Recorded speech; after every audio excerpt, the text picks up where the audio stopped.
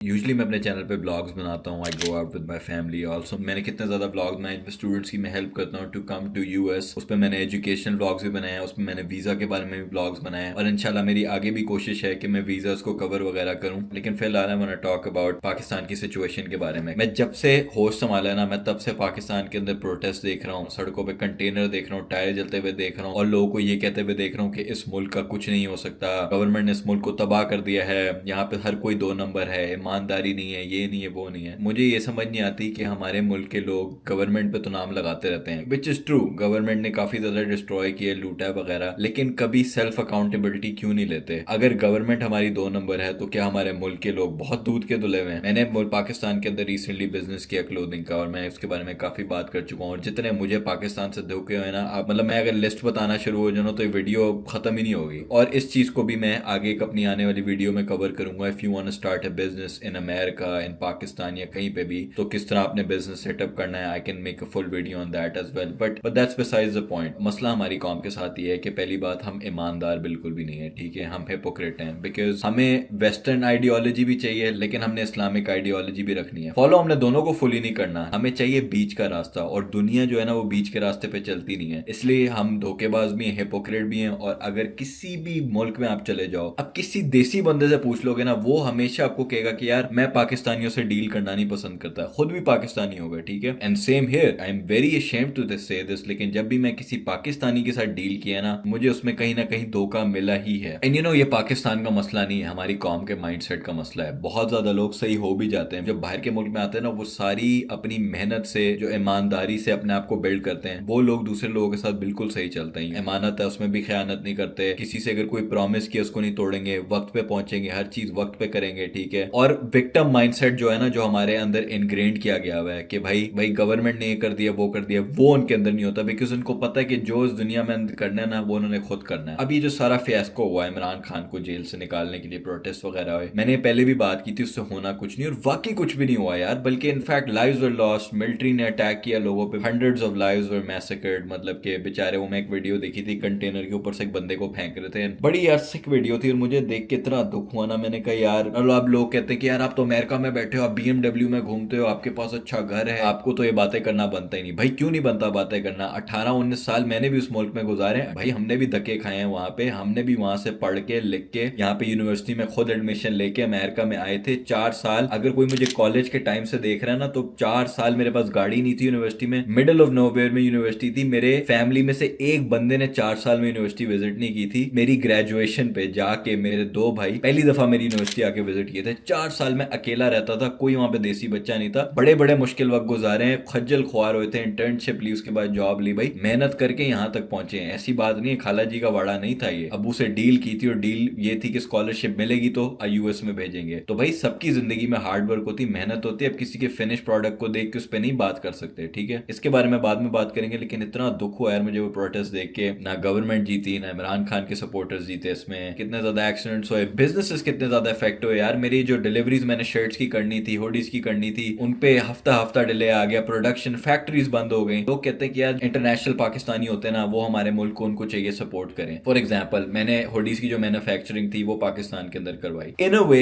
मैं पैसा सेंड कर रहा हूँ पाकिस्तान के अंदर, ठीक है, ताकि मैन्युफैक्चरिंग वहां पे हो, कपड़ा वहां से बने। अब जब वहां पे फैक्ट्रीज बंद हो जाएंगी, ठीक है, ये प्रोटेस्ट धरने होंगे, और मेरी एग्जाम्पल भी छोड़ो, कोई भी बायर है इंटरनेशनल, ठीक है, वो पाकिस्तान से अपने काम करवा रहा है, किसी भी फैक्ट्री में करवा रहा है, फाइबर पे काम करवाना है, जहां पे इंटरनेट भी माशाल्लाह से बंद हो गया है, तो फिर मुझे एक बात बता दो, मुल्क कैसे हमारा थ्राइव करेगा? कौन सा बायर इंटरनेशनली हम पे ट्रस्ट कर सकता है कि यार यहां से भी कोई काम हो सकता है? I mean think about it, like कोई सर्विसेज भी नहीं आपसे ले सकता क्योंकि इंटरनेट बंद है, बात नहीं कर सकते आप किसी से यार, मैन्युफैक्चरिंग सारी बंद हो गई है, वहां पे किस तरह अपना काम करवाओगे आप? स्कूल बंद हो जाते हैं, कॉलेजेस बंद हो जाते हैं यार, मतलब मेरी समझ से बाहर है। और उसके एंड में होता क्या? हमेशा हमारा मुल्क ऑलरेडी नुकसान के अंदर है और फिर और नुकसान के अंदर चला जाता है प्रोटेस्ट करके, और उसका आउटकम भी कोई नहीं होता। मैं यूएस के अंदर हूँ, यहाँ पे भी प्रोटेस्ट होते हैं भाई। यहाँ पे जॉर्ज फ्लॉयड जब वो मरा था 2020 में, उसके लिए इतने बड़े बड़े प्रोटेस्ट हुए थे, लेकिन बिजनेसेस नहीं बंद हुए थे। और ये कोविड के टाइम पे हो रहा था, मैसिव दुनिया के अंदर हर चीज पे इफेक्ट आया था। तब भी यूएसपीएस की डिलीवरीज चल रही थी, फेडेक्स की डिलीवरीज चल रही थी, लोगों को उनके ऑर्डर जा रहे थे, अमेजॉन चकाचक चल रहा था, वॉलमार्ट चकाचक चल रहा था। मुल्क की जो इकोनॉमी है ना, उसको इफेक्ट हुआ था, लेकिन ओवरऑल लोगों के काम नहीं रुके। इंटरनेट नहीं बंद हुआ भाई, किसी का इंटरनेट चलता रहा, लाइट नहीं गई भाई किसी के घर घर की बिजली चलती रही। मतलब कि समझ से बाहर है यार। जो हमारा नुकसान प्रोटेस्ट के अंदर होता है वही नुकसान को अगर हम बचा के किसी अच्छी चीज में इन्वेस्ट कर लें तो शायद हमारा मुल्क कहीं पहुंच जाए। वही बात आ जाती कि यार फाउंडेशन बनी नहीं है और रंडी रोना पहले ही शुरू हो गया। अगर तुमने यार अपने मुल्क के लिए कुछ करना है ना ऑनेस्टली, तो मुल्क से तो एक्सपेक्टेशन अब तुम देख ही रहे हो क्या है। बेस्ट तरीका यह है कि भाई किसी भी मुल्क बाहर चले जाओ, मैं अमेरिका की तो बात ही नहीं कर रहा, दुबई चले जाओ, कनाडा चले जाओ, जिम्बाब्वे चले जाओ भाई तुम, ऑनेस्टली स्पीकिंग पाकू बाली कहीं चले जाओ, उधर अपना बिजनेस सेटअप करो। अगर तुम इतने पेट्रियोटिक हो फिर अपने मुल्क की हेल्प करो। I mean it is very sad to say, but Pakistan के अंदर रहते रहते ना पाकिस्तान को हेल्प करना भाई बहुत मुश्किल है। आई डोंट नो, क्योंकि ये कंट्री के लोग तुम्हें खुद ही नीचे खींचते हैं। ठीक है, कोई तुम काम करना चाहोगे तो उसमें खुद ही रुकावटें डालेंगे। अब देखो किसी ने बिजनेस अगर पाकिस्तान के अंदर शुरू करना है, ठीक है, आपको भी और आपके मुल्क को भी सबसे ज्यादा प्रॉफिट होगा अगर आपकी मैन्युफैक्चरिंग पाकिस्तान के अंदर ही हो। लेकिन मैन्युफैक्चरिंग कैसी होगी जब फैक्ट्रियां बंद हो जाएंगी, लाइट वहां पे नहीं होगी,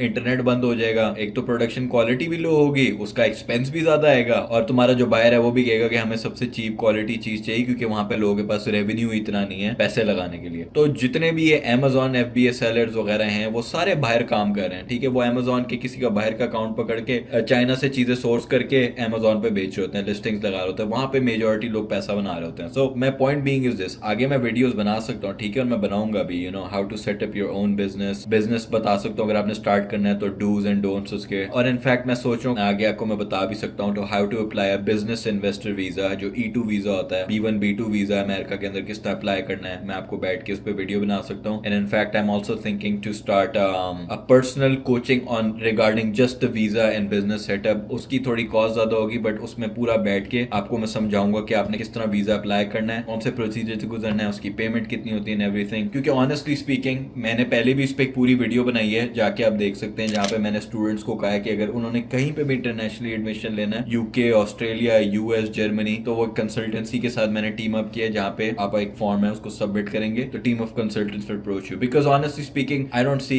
बच्चों का फ्यूचर पाकिस्तान के अंदर। तो मैं तो चाह रहा हूँ भाई आपने कहीं भी जाना है ना, किसी भी मुल्क में आप जाओ, वहां से भागो भाई। एक जुनैद अकरम की बात मुझे अच्छी लगती है और वो सही कहता है कि भैया पाकिस्तान का पासपोर्ट लेके नहीं पैदा हो इस दुनिया में। अगर आपने मुल्क की हेल्प करनी है और आप चाह रहे हो आपका मुल्क का रूज पे जाए, तो सीधी सी बात है बाहर जाओ और बाहर जाके अपने मुल्क को सपोर्ट करो, बात खत्म है, जिस तरह मैं कर रहा हूँ। और एट दी एंड आपने ये भी याद रखना है कि अगर आप अपने बाहर भी बैठ के मुल्क वाले लोगों की मदद करोगे ना, गालियां आपको तब भी पड़ेंगी। This is just a part of being a Pakistani, you know. आप अपने लोगों की हेल्प करते हो तो जो अपने लोग होते हैं वही आपकी टांग खींचते हैं, वही आपको गालियां देते हैं। लेकिन और कोई तरीका नहीं है पाकिस्तान को ठीक करने का, गालियां खा खा के पाकिस्तान की हेल्प करनी पड़ती है आपको। मेरी एक तरह से फ्रस्ट्रेशन भी है, एक तरह से रोना भी आता है यार मुझे। 4-5 साल से मैं लगा हुआ हूँ, यू नो, बच्चों को हेल्प कर रहा हूँ, स्टूडेंट्स वगैरह को, यू नो। मैं चाह रहा हूँ मुल्क का कुछ बन जाए, बच्चे जितने भी पाकिस्तान में है वो भी बाहर है, और कितने ज्यादा बच्चे बाहर आए भी हैं, यू नो, मेरी वीडियोस देख के। बस दुख होता है यार, आप जितना मर्जी हेल्प कर लो, आपके अपने लोग ही आपको नीचे खींचे जाते हैं। फिर धरने हो गए, कभी कुछ हो गया, कभी कुछ हो गया। मतलब यार पूरी दुनिया कहाँ से कहाँ पहुंच रही है यार।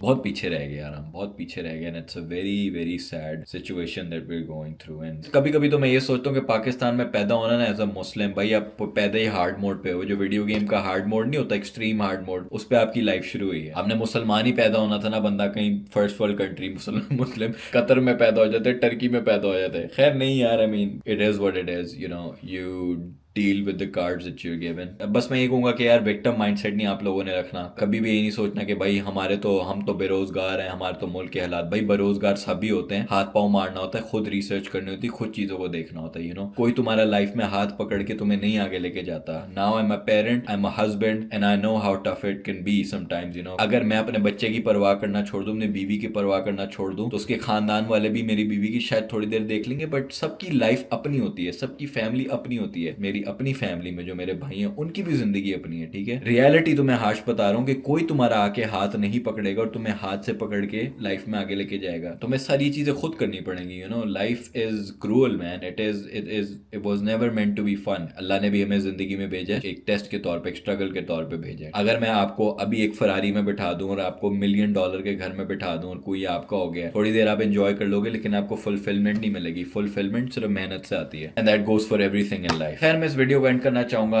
You can take it as a red session, but ये दिल की कुछ निकली भी बातें हैं एंड आई होप कि हमारा मुल्क आगे से आगे थ्राइव कर सके और आगे से आगे जा सके बुलंदियों पे, और हमारे मुल्क के जो फ्यूचर हमारे बच्चे ये हमारे मुल्क का नाम रोशन कर सके और किसी के साथ धोखेबाजी ना करें, ईमानदारी से चलें और दूसरों को डाउन ना करें उनकी सक्सेस में, बल्कि उनको हेल्प करें। अगर दूसरों को हेल्प करोगे ना आप सक्सेसफुल होने के लिए, तो आप खुद ही सक्सेसफुल हो जाओगे। खैर एनीवेज बॉयज एंड गर्ल्स, इस व्लॉग को यहाँ पे एंड करते हैं। जिन व्लॉग्स की मैंने बात की इंशाल्लाह I am working on those, ये जो वीजास के बारे में है, जो बिजनेस सेटअप के बारे में है, I have to plan those videos और फिर मैं अकॉर्डिंगली वो वीडियोस बनाऊंगा इंशाल्लाह। ठीक है, मेरी जो अपना क्लोथिंग ब्रांड है ज़ेनमार्टो, इस पे मैंने ब्लेस्ड फ्राइडे की सेल लगाई हुई है। ठीक है, तो आप नीचे जाके क्लिक कर सकते हैं। 20% ऑफ है सारी मर्च पे एक्सेप्ट फॉर हुडीज, और 10% का डिस्काउंट कोड है बेन10। वो बहुत लोगों का चल नहीं रहा था लेकिन नाउ इट्स फिक्स, तो 30% ओवरऑल आपको डिस्काउंट मिल जाएगा ऑर्डर पे। It's a big discount, so you can check it out below. और बहुत से लोग मेरे से पूछते हैं बिसाइड द पॉइंट कि घड़ी मेरी कौन सी है। टिसो PRX 35mm, उसका मैंने प्रोडक्ट लिंक लगाया हुआ अपनी डिस्क्रिप्शन पे, तो आप जाके चेक कर सकते हैं if you want to buy that. Boys and girls, I will end this vlog. Don't forget to subscribe your boy Musa Khana. Don't forget to give this video a like.